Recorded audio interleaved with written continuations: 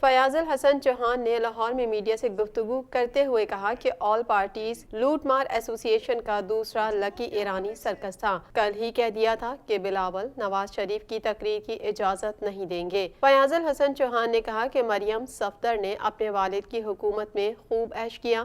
اب Peoples party اور Sindh police کا فرض بنتا ہے کہ مریم صفدر کو گرفتار کرے، سینہ تان کر اس کا کریڈٹ لے، یہ اچھا کام ہے۔ صفدر اوان اور اس 2,500 ریال کے اوپر زرخرید اور کرائے کے اوپر جو اس کا خاوند کیپٹن صفدر ہے، اس نے سب کی تصدیق کی ہے۔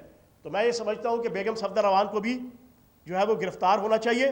وزیر اطلاعات پنجاب نے کہا کہ مسلم لیگ نون اپنے سیاسی اتحادیوں کے لیے بوجھ بنتی چلی جا رہی ہے، جبکہ میاں نواز شریف نے بھارتی بیانیے کو آگے بڑھانے کی کوشش کی۔ ملک کے 22 کروڑ عوام نواز شریف کے بیانیے کی بھرپور مذمت کرتے ہیں۔ انہوں نے مزید کہا کہ پاک فوج کے جوان ملکی سرحدوں اور عوام کے جان و مال کی حفاظت کے لیے اپنی جانیں قربان کر رہے ہیں۔ وزیر اطلاعات پنجاب نے سوالیہ انداز میں کہا کہ سعید غنی کہتے ہیں سندھ پولیس نے گرفتار نہیں کیا تو کیا قندھار پولیس نے گرفتار کیا؟ ان کا کہنا تھا کہ اگلے 1 ماہ تک اس اتحاد کا شیرازہ بکھر جائے گا، پیپلز پارٹی سمیت کئی دوسری پارٹیاں ان سے الحاق ختم کر دیں گی۔